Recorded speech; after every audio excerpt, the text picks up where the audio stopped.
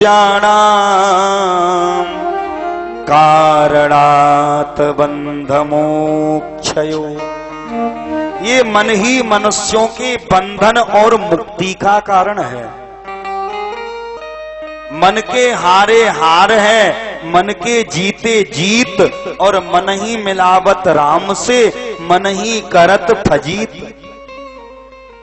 मन एक तरह से एक ताले की तरह है। ताली में चाबी को अपनी तरफ घुमाओगे तो ताला बंद हो जाएगा, चाबी को दूसरी तरफ घुमाओगे तो ताला खुल जाएगा। अगर मन को संसार की तरफ लगाओगे तो बध जाओगे, और मन को परमात्मा की तरफ घुमा दोगे तो आप संसार से मुक्त हो जाओगे।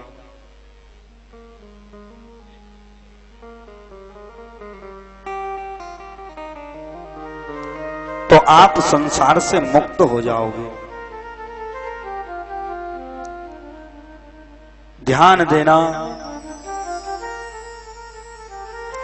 अष्टादश पुराणेषु व्यासस्य वचनद्वयम् ममेति परमं दुःखं निर्ममेति परमं सुखम्। 18 पुराणों का सार वेद व्यास जी ने केवल 2 बातों में कह दिया।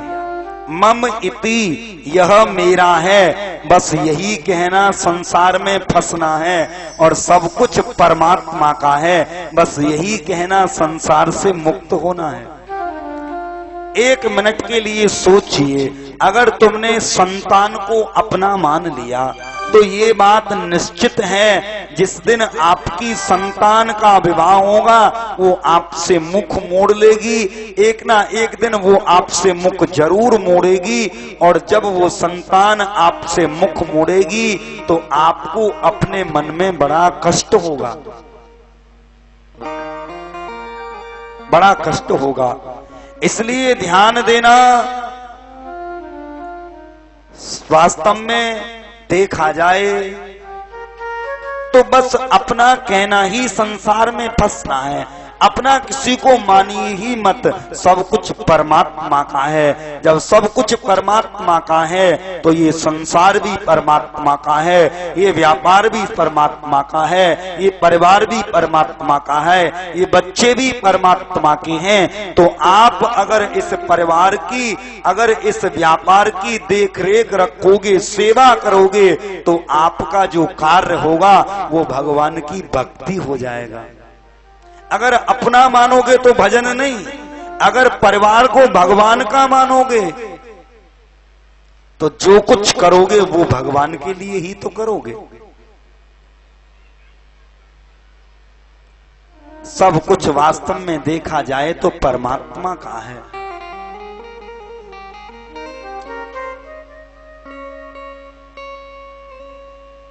आदरणीय भगवान कहने लगे, मां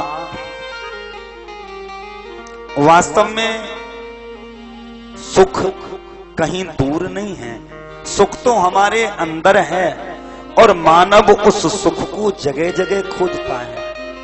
मां तुम्हारे दुखी होने का यही कारण है कि आप अभी सच्चे सुख को नहीं पहचान पाई। सच्चा सुख इस संसार में नहीं है। तुम कह रही हो कि मैं इतने बड़े पुत्र की माता, इतने बड़े पति की पत्नी, मेरी पुत्री ये मेरा वो, बस यही तुम्हारे दुख का कारण है।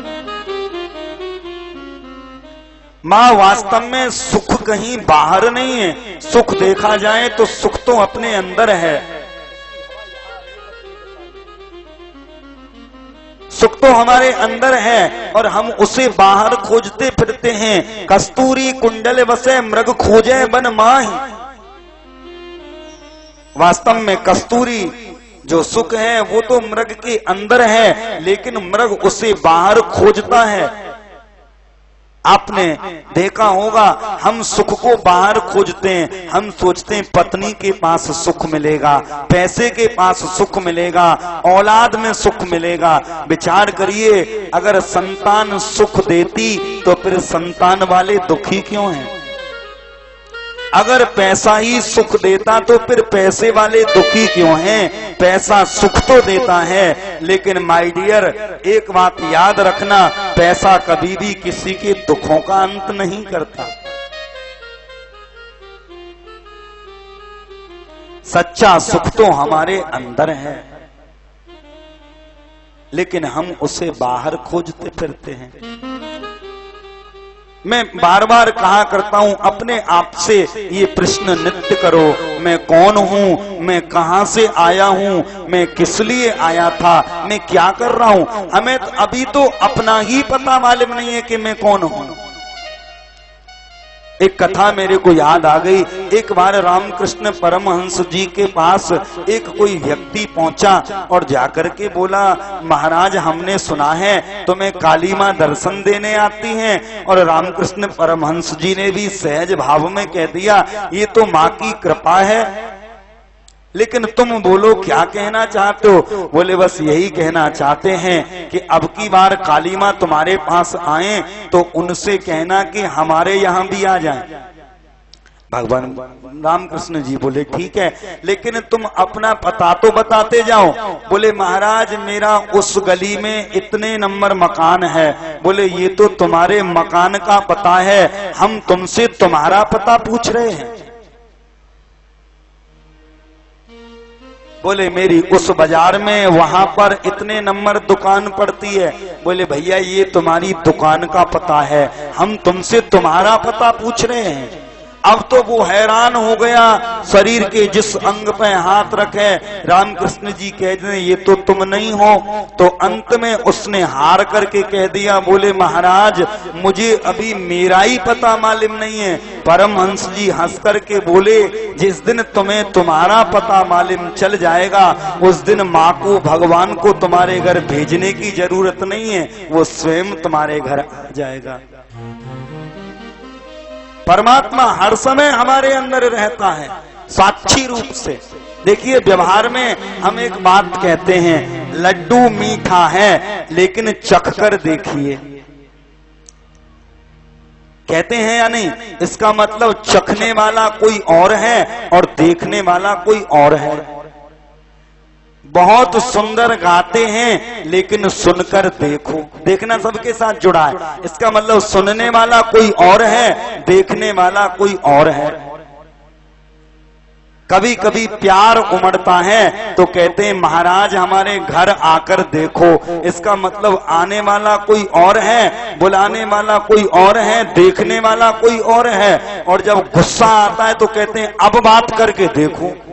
देखना सबके साथ जुड़ा हुआ है।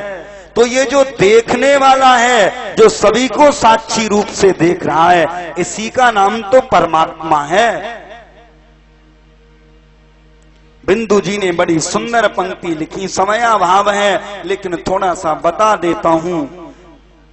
बिंदु जी महाराज बड़ी सुंदर बात कहते हैं, जो उस सामले को सदा ढूंढता है तो एक दिन उसे सामला ढूंढता है। जिसे ढूंढने का अमल पड़ चुका है वो उसे ढूंढने में मजा ढूंढता है। रेकुल उसे तू कहाँ ढूंढता है, वो तुझ में उसे तू कहाँ ढूंढता है।